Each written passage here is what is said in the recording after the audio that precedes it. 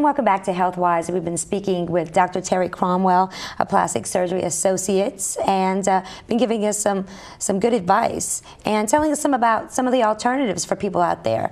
More specifically, the plastic surgery or reconstructive alternatives. Let's talk about non-surgical procedures. There's seems to be more and more options for people. What are some of the most popular? Definitely. I think we're all seeing more and more younger patients, patients who are just starting to form some fine lines, starting to get some brown spots, getting a little sun damage or a little extra fatty tissue, let's say, in some area or other. And I usually try to enlist them. We have a skincare program at our office. Most plastic surgeons now are doing that, and I have an esthetician that works with me who is wonderful, and so she gets their skin really looking good with some of the products that we use. And then the next thing, if there are some deeper lines that don't respond to the skincare regimen, then the next thing that I like to do is use some of the fillers that we inject into the skin and into the face.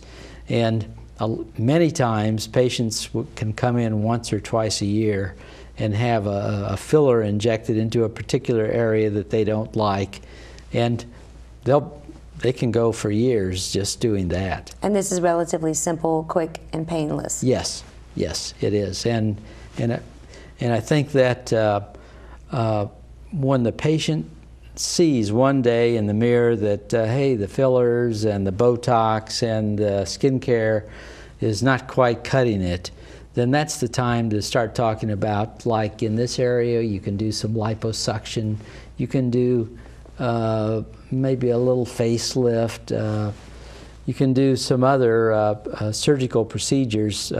I do a lot of endoscopic brow lifts where you make some little incisions up here and just pull a little bit on the brow. So, but those mean going to the operating room and spending a couple of hours, you know, doing that. You mentioned the fillers, and we hear about the Botox and the Juvederm and the Restylane. Tell us, what's the difference between these? They're all, or if there are any other ones too. I mean, of course, you know the latest trends. Well, like I was talking to you earlier, the very best filler is your own fat. Okay, because you're not going to be allergic to it. It's your own tissue. It might last for 7, 10 years. It might last permanently. But you got to go to surgery to do that.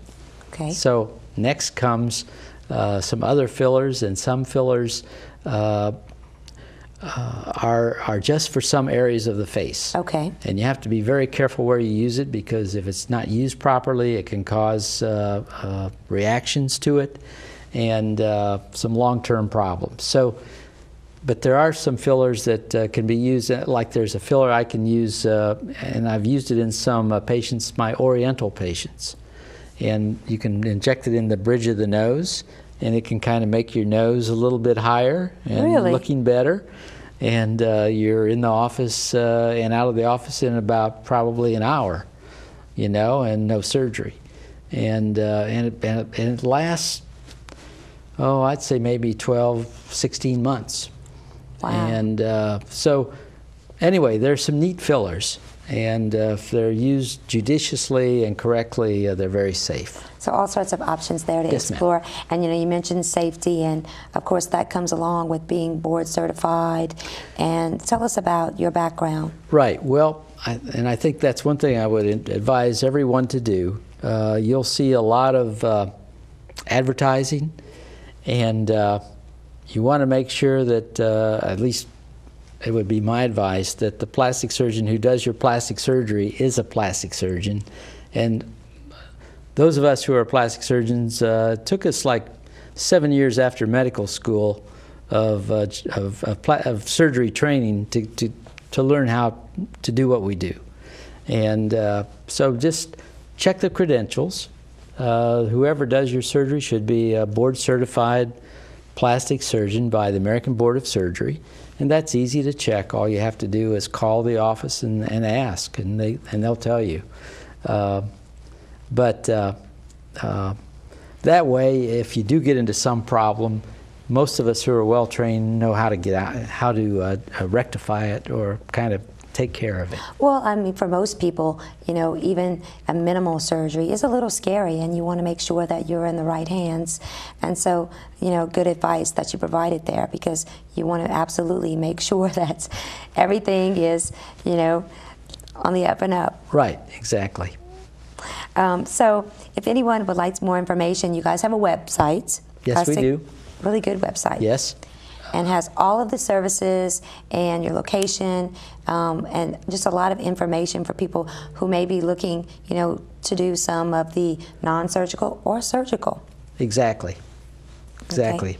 It's Plastic Surgery Associates. You can look them up. And your office number 233-5025. You guys are in Lafayette on South College. Yes. And you've been there a while. We've been there, yes, since 1976. Since 1976.